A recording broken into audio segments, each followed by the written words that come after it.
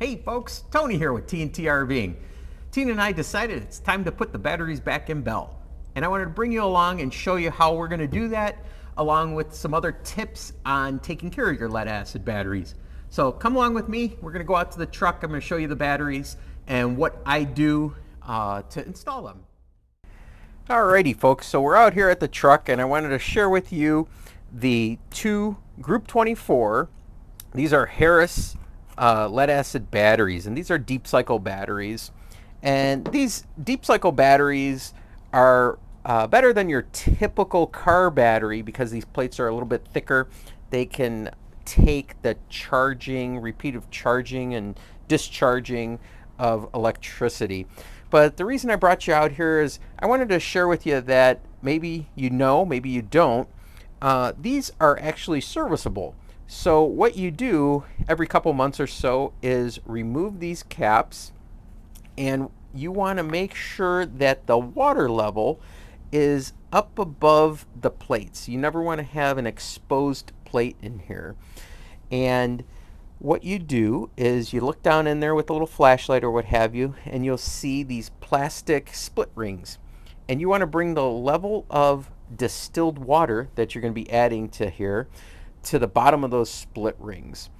And the other thing I wanted to point out is when you're doing that, when you're checking that, you want to have them actually being fully topped off with a charge. You wouldn't want to go ahead and add distilled water to a battery that's low on charge, because what happens is when the battery is charging and charged, the water level or acid level will actually increase. So then you risk the chance of having this acid here spill over and cause a mess. So anytime you're going to add distilled water to a deep cycle lead acid battery, make sure it's charged up fully, and then pop the caps off. Go ahead and add distilled water only to the bottom of the split rings, and you should be fine. And they recommend doing this, I believe, every month or so, but come on, let's be realistic. We're not going to do this every month, maybe every couple months or so. But that's essentially what I wanted to share with you. So go ahead and make sure you're checking your lead acid batteries.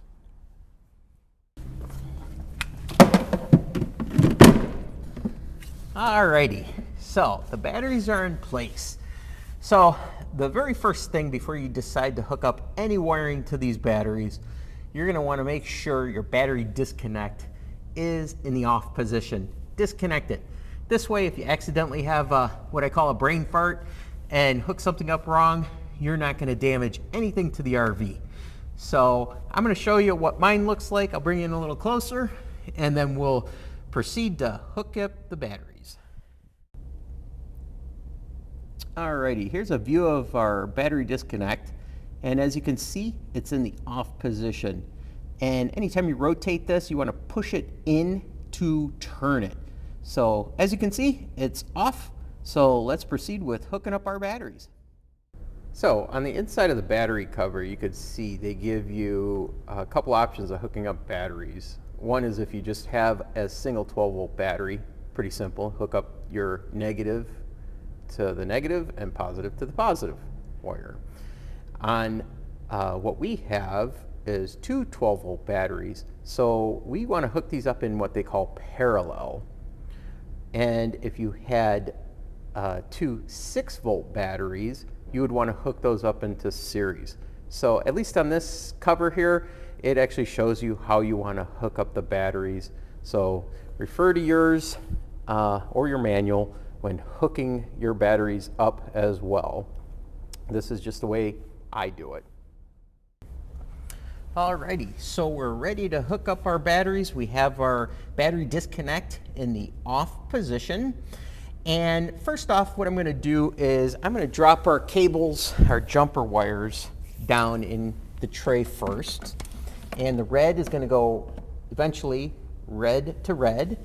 And here's our black, which is our ground. We're going to put that in here, and that'll eventually go to the ground as well, ground to ground. Alrighty. I wanted to put these in first because once I hook up the other cables, it'll be hard to tuck them in. So here is the trailer's ground, and I'm going to put that on first. I like that this is a large copper fitting electrical connection, and that'll go right up against there really well. And then we'll go ahead, we could put our positive. This is our positive for our trailer. We're going to do the same thing, put that on the positive. All right. Then what we can do is we could add our positive jumper. That's going to actually put these batteries in parallel then. And that'll go to positive here as well.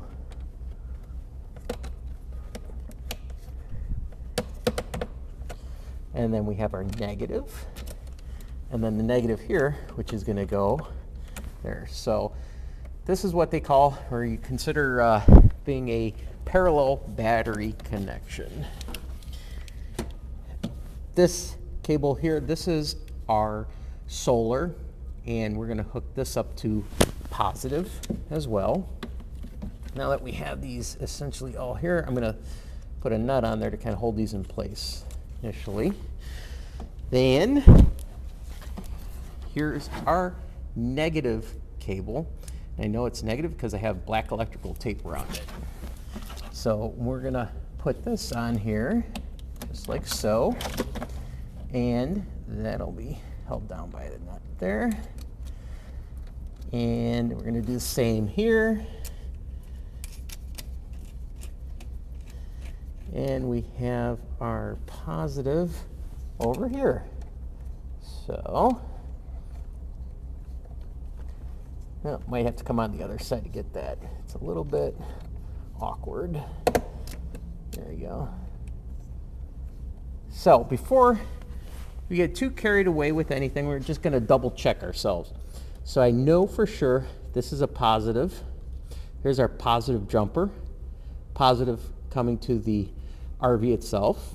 Here's our negative RV cable. Negative solar. Negative jumper. We're good.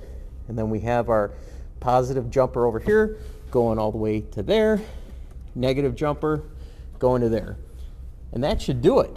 So I'm going to tighten this stuff down before I throw the disconnect on, and we should be in good shape. So that's nice and snug. That's nice and snug. Nice and snug. Nice and snug. Alrighty. So once again, positive jumper going to the positive terminal, negative jumper going to the negative terminal. We got negative solar going to the negative, and we have positive solar going to the positive. Positive jumper there, and we have that hooked up. So we should be ready to go here.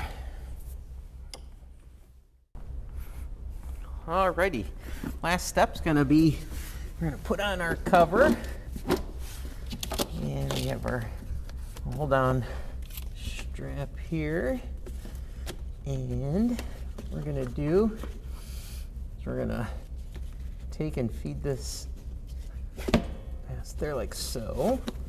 Kind of cinch that down. You can see how those teeth really hold that down really well. And then we're gonna go ahead and bring that like so. Might just tuck that underneath there, which is good. So that's how that goes. So I'll get the other side, and that's all it takes to put the battery in. Alrighty, so the battery disconnect is back on. Let's go inside. Alrighty, let's go inside here. And we're gonna, hold on. Okay, interior light switch, and it works. Yay! Anywho. Well, folks, there you have it. That's the way Tina and I hook up the batteries on Bell. I hope you found this video helpful. Well, actually, it was Tony hooking up the batteries. Anyways, for those of you who haven't subscribed, please do so. And if you have, thank you very much. And see you at the campground.